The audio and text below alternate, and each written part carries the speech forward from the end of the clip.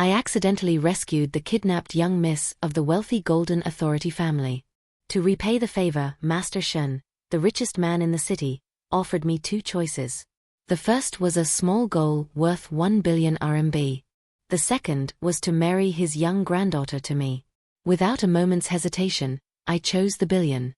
Shortly after, I booked a flight abroad to begin the journey toward the life I truly desired. The reason behind my decision was that I had lived this life once before. In my previous life, after saving the Shun family's daughter, Shun Qingmo, from that kidnapping, I worked day and night, holding 4 jobs simultaneously, pouring my heart and soul into raising her into a noble lady. But after she was reunited with her family, she immediately ordered everyone never to mention that humiliating past. Master Shun, feeling indebted to me, asked what I wanted. Back then, I naively said I wanted to marry Shun Qingmo and care for her for the rest of my life. I didn't know that from the day she returned to the Shun household, Shun Qingmo had already fallen for the crown prince of the Golden Authority, Jiang Qingzi. After we married, she was cold to me to the extreme, never allowing even the slightest intimacy. One day, she became pregnant. To avoid being labeled as heartless while being able to openly stay with the man she loved, Shun Qingmo personally pushed me from a high floor. Before I died, she still looked at me with utter loathing. My first choice will always be a Z. A backup choice can be anyone. Thank you, but how could a lowly country bumpkin like you be worthy of being my husband? Opening my eyes, I returned to the moment Master Shun asked what I wanted. This time, I brushed aside all delusional thoughts and decided to book a flight out of Jingzhou in a week. I calmly told Master Shun, I want a sum of money, and then I will leave to seek my own life. Master Shun frowned, his eyes filled with astonishment. Everyone knew how much I loved Shun Qingmo. They all thought I would surely use my life-saving favor to force her into marriage. In my past life, I had done exactly that, only to receive coldness, contempt, and a tragic end in return. The sensation of my body being crushed as I fell from that height was still vivid in my memory. So was the look of liberation on Shun Qingmo's face as she pushed me. Having been reborn, I no longer wanted to continue this foolish infatuation. I took a deep breath and smiled at the old man. Shun Qingmo and I are as different as heaven and earth. She deserves better, and I also want to pursue my own life. I hope Master Shun will fulfill this request. The old man sat opposite me in silence for a long time. Finally he sighed and nodded. You are right. Your status and Qingmo's are too different. You were destined for unhappiness. The Shun family acknowledges your life-saving grace and the effort you put into raising her. Whatever amount you want, I will give it to you. With that he looked up at me. Actually, you don't need to leave Jingzhou. I will certainly arrange a good path for your future life. Hearing this, I laughed and shook my head, lowering my eyes. The sky is high and the sea is wide, the bird flies free. I also want to live a life without Shun Qingmo. Master Shun, please do not tell her about my departure. She has just taken over the company and is very busy. I don't want her distracted by this. Leaving the Shun ancestral home as dusk fell, I had just opened my car door when the phone in my pocket rang.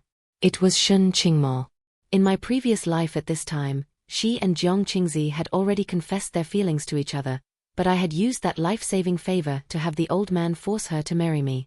After the wedding, drowned in a delusional happiness, I had no idea what was happening until I caught her and Jiang Qingzi kissing passionately. Only then did I realize her heart had belonged to someone else long ago. My thoughts returned to reality as I pressed the answer button. Before I could speak, a furious scream erupted from the other end. Say Z. Where did you run off to? You can't even deliver documents properly. Do you see how long it's been? If you can't even handle a small task like this, what use are you? Being yelled at by her, I finally remembered I was on my way to bring her some documents. I took a calm breath and replied, I forgot.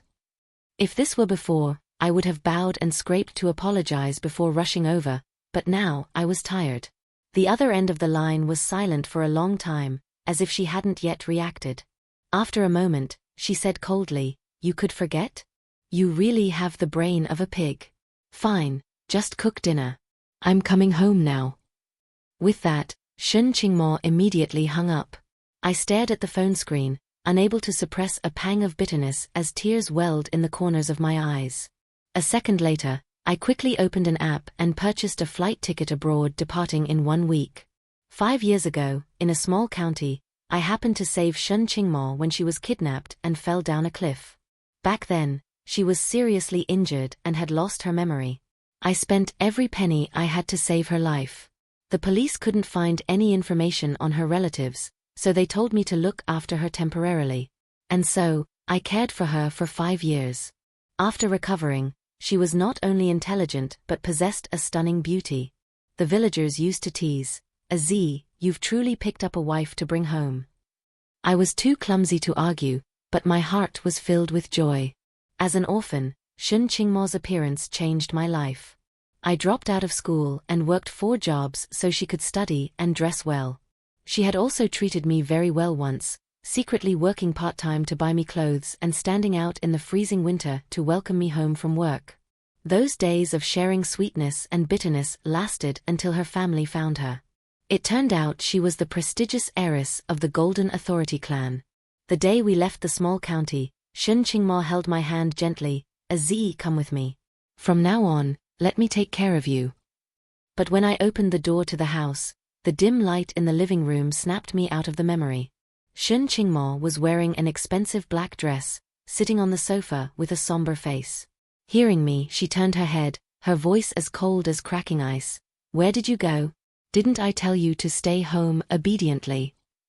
I stood still, looking at her for a long time, and answered nonchalantly, "Master Shun had something to ask. I had to go to the ancestral house."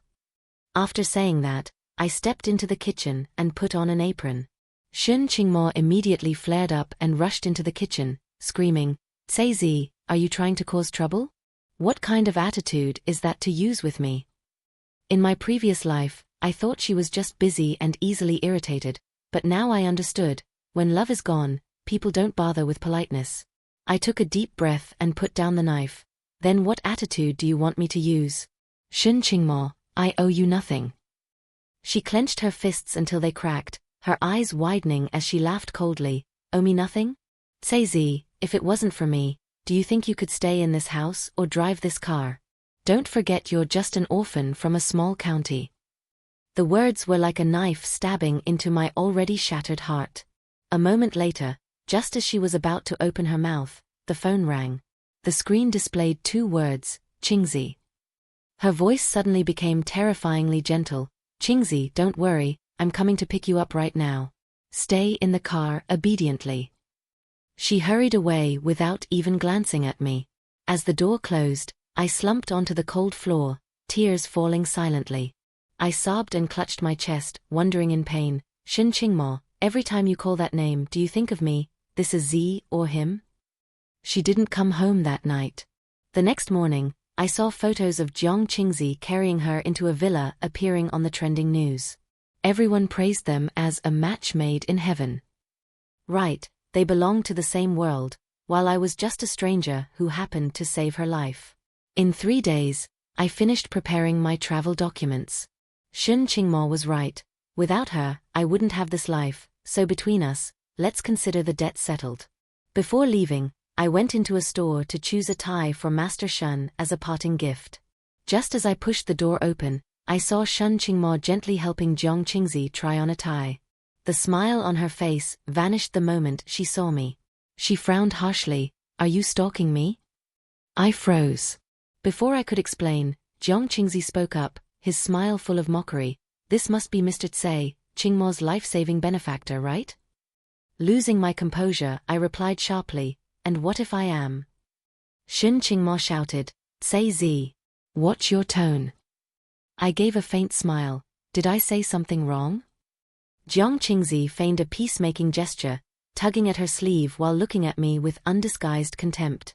"Qingmo, why waste your anger on someone as lowly as him? Mr. Tsai, has living in the Shun household made you forget your place?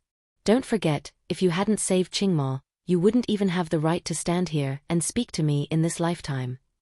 Thinking of this, I lowered my head and let out a cold laugh, my voice steady. If I could do it all over again, I'd rather I had never saved her. "Caizi!" Shun Qingmo screamed, her eyes looking as though she wanted to devour me alive. "Say that again if you have the guts." I looked up, my vision blurred by tears, my voice raspy. "Shen Qingmo, if I could, I'd rather I had never saved you." This time, she said nothing more. She stared at me for a long time with a complex expression before storming off in a rage. Jiang Qingzi hurried after her, but as he passed me, he stopped to lean in and whisper triumphantly, "Oh, by the way, some good news. Qingmo is pregnant." Those 5 short words made the blood in my veins turn to ice. In my previous life, this hadn't happened until several years later. I hadn't expected it to come so early this time. Seeing my dazed expression, Jiang Qingzi curled his lips into a satisfied smirk and left. The night before my departure, to my surprise, Shen Qingmo initiated a phone call. She said she had a few things she wanted to clear up with me. I guessed it was likely about her pregnancy or her impending marriage to Jiang Qingzi, but whatever it was, it no longer mattered to me. When Shen Qingmo came to find me, her eyes immediately landed on the suitcase neatly packed by the door. She froze for a moment and asked in confusion, "Where are you planning to go?" I glanced calmly at the suitcase and told her my first lie. "Do you remember Zhang Yi, who used to live next to us? He's ill and said he really wanted to see me, so I'm going back to visit him." "When are you leaving?" Shen Qingmo asked quickly. I paused for a beat, instinctively continuing the lie. "Tomorrow night." Hearing this, she nodded and spoke for herself. "Zhang Yi was also very good to me in the past. I'll go back with you tomorrow night to visit him." I didn't answer. We both fell silent, and the atmosphere became strange, heavy to the point of discomfort. Finally, Shen Qingmo broke the silence. She looked at me hesitantly a few times before pulling a small velvet box from her bag. When it opened, a large, sparkling diamond ring appeared before my eyes. My heart seemed to skip a beat, and I couldn't stop a surge of bitterness. I wondered if this was the engagement token between her and Jiang Qingzi. "Is it beautiful?" Shen Qingmo asked, her tone soft. I turned to look at her and replied faintly, "It's all right." She fell silent for a moment, a trace of disappointment flickering in her eyes. Then, Shen Qingmo sighed. "Aziz, I've been too short-tempered lately and said many things that hurt you. But I truly didn't mean it." I gave a thin smile, thinking that at least she knew how to apologize before we parted ways. I considered it the final bit of dignity she was granting me. "It's fine. It's all in the past," I answered nonchalantly. At that, Shen Qingmo's eyes lit up, and she suddenly grabbed my hand. "Really? You're truly not angry with me anymore?" I didn't understand why she was suddenly acting this way. Just as I was about to say something, the phone in my pocket vibrated. I pushed her hand away and checked the phone. It was a message from the real estate agent I had contacted. "Mr. Tsai, the rental arrangements are complete. The landlord will contact you once your flight lands." I turned off the screen and looked back at Shen Qingmo. This was truly the final goodbye.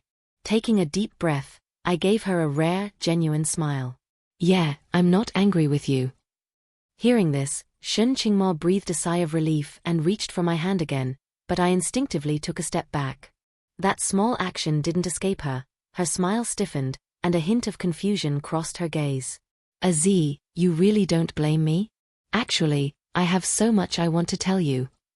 "Tell me when I get back," I interrupted her, feeling so exhausted I didn't want to drag this out any longer. She opened her mouth to speak but eventually just nodded. "All right, we have plenty of time. We can talk after we get back from visiting Zhang Yi." I used the excuse of being tired and wanting to sleep to get her to leave. As she walked out the door, she kept turning back to look at me every few steps. At the doorway, she pressed the ring into my hand. "Keep this for me for now. I'll pick you up after work tomorrow, and we'll go see Zhang Yi together." I only smiled and said nothing. As the door closed, I tossed the ring into the trash without a second thought. Then, I grabbed my suitcase, took the car keys, left the house, and drove straight to the airport. This time, everything was truly over. 5 years later, the plane landed in Jingzhou. As soon as I stepped out of the airport, I saw a beautiful woman leaning against a black Bentley in the distance. She smiled tenderly, her eyes fixed on me. Shi Yingying had spotted me too. She waved and walked toward me with long strides. Long time no see, Z. I also gave a slight smile. It's rare for a big-time director to pick me up personally. Shi Yingying didn't answer immediately but took the suitcase from my hand, leading me to the car while saying, "Everyone is waiting for you. They're all looking forward to meeting such a famous and talented screenwriter." 5 years ago, after leaving Jingzhou, I flew to the United States to study. I happened to come across the screenwriting industry and immediately became obsessed. In just 5 years, I had built a name for myself. This time, Shi Yingying had a major IP project and wanted to collaborate with me. Thinking of the help she had given me while I was abroad, I agreed to return to Jingzhou. On the way to the welcome party, watching the city scenery recede through the car window, I couldn't help but feel emotional. I once thought I would never return to this place, yet here I was. "How long do you plan on staying this time?" Shi Yingying asked. Without much thought, I answered honestly, "I'll leave once your film finishes shooting. The weather in Yunqing is quite nice then. I plan to go there for creative inspiration." Before long, we arrived at the party venue. When the door to the private room opened, I saw industry professionals already waiting. But what surprised me most was the presence of Shen Qingmo, the person I thought I would never see again for the rest of my life. "Allow me to introduce you, this is the famous screenwriter, whose Chinese name is Tsai Zi." As Shi Yingying finished her sentence, the room erupted in applause. I pulled my gaze away from Shen Qingmo and smiled calmly at everyone. "You can just call me a Z. I look forward to working with you all." However, from the moment I entered the room, I felt a burning gaze fixed directly on me. I didn't need to think twice to know who it was. As soon as I sat down, Shi Yingying introduced us. "A Z, this is the main investor of the film, CEO Shen Qingmo." She turned to Shen Qingmo and added, "CEO Shen, this is my close friend, Tsai Zi." Hearing this, Shen Qingmo spoke in a low voice, her tone somewhat displeased. "I haven't heard you mention having such a friend before." Shi Yingying raised an eyebrow and smiled. "Because he isn't just an ordinary friend.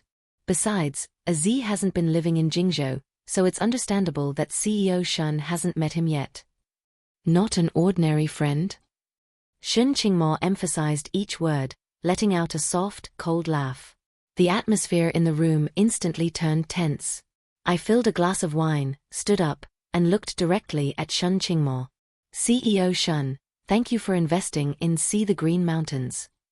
My relationship with Yingying is indeed very good. Let this glass be a toast to the great success of the film." With that, I tilted my head back, intending to drain the glass of strong liquor. This action caused both Shi Yingying and Shen Qingmo to stand up simultaneously, frowning at me. Before the glass was empty, Shi Yingying quickly snatched it from my hand to the astonishment of everyone present. She drank the remaining drop, then turned to me with a smile. "What are you doing, drinking like that? Don't push yourself too hard." My eyes met Shen Qingmo's. Her face darkened, she gave a cold sneer and began to clap slowly. Director Shi and Mr. Tsai certainly have an extraordinary relationship, even sharing a single glass of wine. I spoke up before Yingying could retaliate. "I've just flown for over 10 hours and I'm exhausted. I can't stay any longer. Regardless, there will be plenty of occasions to meet in the future. Everyone, please enjoy yourselves. I'll settle the bill for the party." After saying my piece, I stood up to leave without sparing Shen Qingmo a single glance. Shi Yingying walked over anxiously. "Are you okay? I'll take you home." I shook my head. "No need, I can make my own way back." "Will you even be able to find your way?" Shi Yingying smiled, tugging gently on my hand. "Let's go. I have some things to handle anyway." To our surprise, just as we reached the underground parking lot, Shen Qingmo's voice rang out from behind us. "Tsai Zi, wait." She brushed past Shi Yingying and grabbed my hand, her eyes red as she asked, "Where have you been for the last 5 years? Do you know that back then?" "CEO Shen, please maintain some boundaries." I coldly interrupted her, pulling my hand away and taking a step back. A look of shock and pain flashed across Shen Qingmo's eyes. She rasped, CEO Shin? Maintain boundaries? Say Z, you never used to call me that. As you said, that was before. Things are different now. If there's nothing else, please don't block my way. I need to rest. Seeing me about to leave, she quickly pulled me back, her voice suddenly turning weak. I don't want you to go, Z. I have so many things to ask, so much to tell you. Shi Yingying stepped forward and pried Shun Qingmo's hand off me. CEO Shun, Z is very tired. Please do not disturb him. Shun Qingmo let out a cold laugh, her sharp gaze sweeping over the two of us. You two say you're going home. Are you living together? Shi Yingying nodded. Yes, we live together. I don't know what happened between you and Z in the past, but right now he needs rest. Please stop bothering him. On the way back, I told Yingying the story of my past with Shun Qingmo. I turned to her and joked, talking to Shun Qingmo like that, aren't you afraid she'll withdraw her investment? Shi Yingying smiled faintly. Z, right now, I'm the one who doesn't want to collaborate anymore. If she withdraws her capital, I'll cover the gap myself. That's impressive. But if she really does pull out, you can't blame me. Shi Yingying laughed helplessly, reaching out to ruffle my hair. If I don't blame you, who else am I supposed to blame? Shi Yingying had arranged a very thoughtful place for me to stay. As she helped spread the blankets, she said, I'm just one floor up. If you need anything, just call me. Looking at the carefully prepared room, I smiled and nodded. All right. Thank you, great director, for personally making my bed. I'm beyond grateful. That mouth of yours. She shook her head while laughing. After setting everything up, Shi Yingying prepared to head back to rest. Before leaving, she fussed over me for a long time before suddenly pulling me into a hug. My whole body stiffened, my hands hovering in mid-air, not daring to return the gesture. But she held me even tighter, her head leaning against my chest as she whispered, Z, it's been a long time. I quickly returned to the busy rhythm of life on a film set. Every day, I focused on studying the script. After work, Shi Yingying and I would head home together. She was a great cook, and in just a few days, I had gained a few pounds. That evening, as we finished work, we joked while walking. What's for dinner tonight?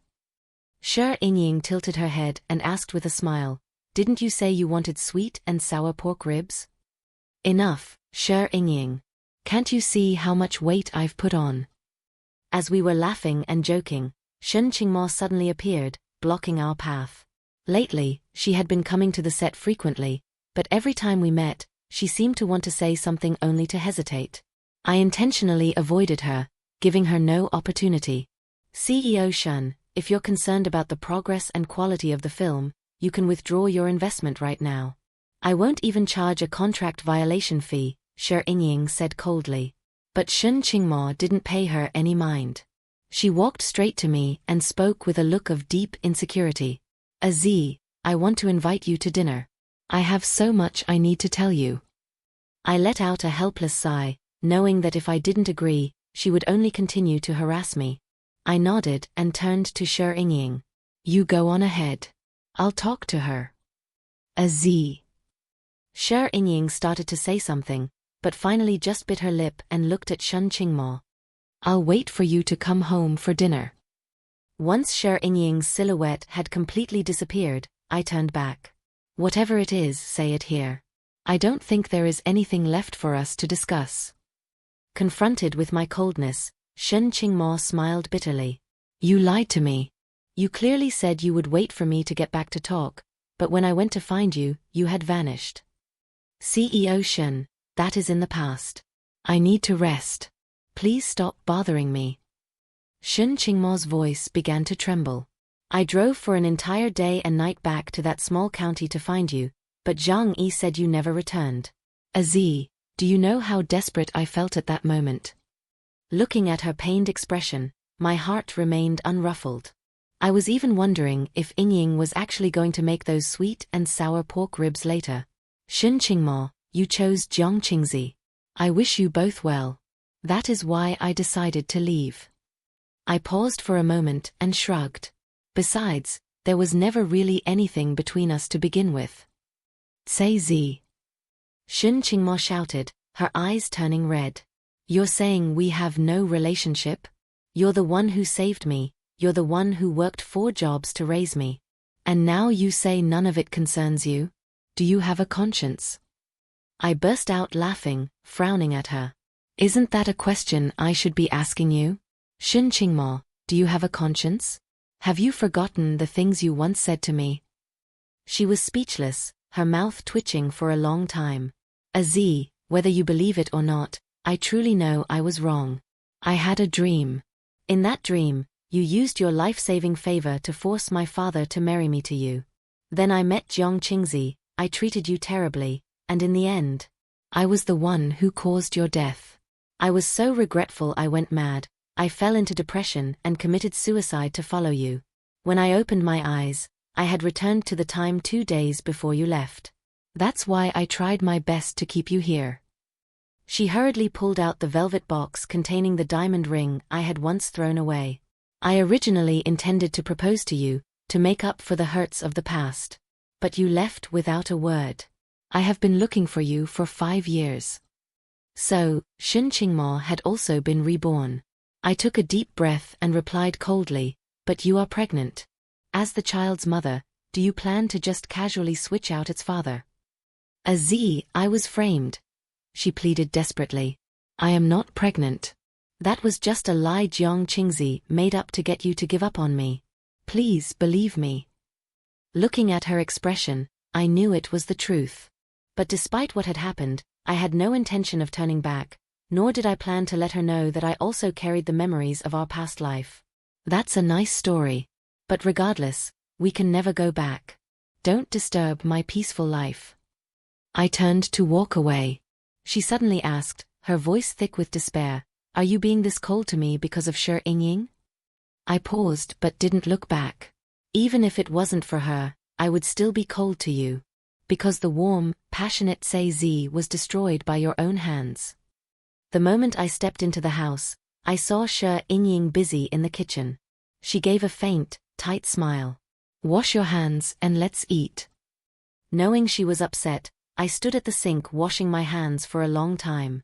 When I stood still just watching her, Yingying finally turned around.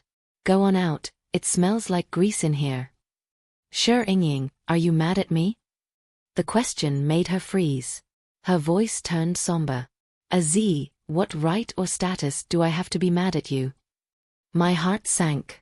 For the past 3 years, being by her side was the only time I felt happy. There had always been an ambiguity between us, but neither had broken the seal. I took a step forward, lifted her face, and placed a light kiss on her lips. Sure Yingying, you absolutely have that right. Her body trembled and then gradually softened. She tilted her head up to return the kiss, deeper this time. I lifted her onto the kitchen counter. The air grew thick with the heavy tension of hormones. By the time I carried her to the bed, her eyes were still full of longing. That night, she gave me the clearest answer possible. The next morning, news of our relationship spread like wildfire through the film set. Shun Qingmo burst into my lounge while I was revising a script. Tell me what they're saying is a lie. I frowned. Did no one teach you to knock? They aren't wrong. Shi Yingying and I are indeed together. When we get married, I'll be sure to send CEO Shun an invitation. Shun Qingmo lost control, grabbing my shoulders tightly. You're doing this just to spite me. There is nothing between me and Jiang Qingzi, the only person I love is you. She wept, her eyes landing on a red mark on my neck. She tried to rub it away as if she could erase the truth, but it only became more prominent. I shoved her back forcefully. Shun Qingmo, you yourself once said those 5 years in that small county were the most humiliating time of your life. You said I was just a lowly orphan. Have you forgotten? No, that's not. Yes, it is. I saved your life, you gave me money. Our debt is settled. I don't want the debt settled, she screamed. Don't come any closer. Shun Qingmo, I know you've been reborn. Because I have been too. She stood there, stunned. I looked her straight in the eye. The horrific memories of my death still haunt my dreams. I don't want to be trapped in that meaningless romance anymore. I am happy now, don't ruin it. I hope you respect my decision. Shun Qingmo left in silence. That evening, I received word that she had attempted suicide in her bathtub, her wrists deeply cut, though she was fortunately saved. Shi Yingying asked if I wanted to visit her. I joked, is Director Shi that magnanimous? Should I go back to her then? Yingying burst out laughing. I'm not that magnanimous. The following summer, our wedding took place. Some people used my past to hurt me, but there were others, like Shi Yingying, who loved me precisely because of everything I had endured. In the dressing room, my phone vibrated with a call from an unknown number. It was Shun Qingmo. "Aziz, I heard you're getting married today." "Yeah." She let out a sad laugh. "I deserve to lose you. I once wanted to use suicide to keep you, but it didn't work. You are so cruel to me. When I was good to you, I nearly lost my life. So, even if you hate me, I feel no guilt. I know. I choose to give you my blessing. From now on, I will travel the world and pray for you. If one day you stop receiving my wishes, perhaps I have died in some far-off place. Aziz, I'm sorry. And I love you." Memories pulled me back to 10 years ago, a girl in a white dress sitting next to me watching the sunset. "Aziz, I want to watch the sunset with you for the rest of my life."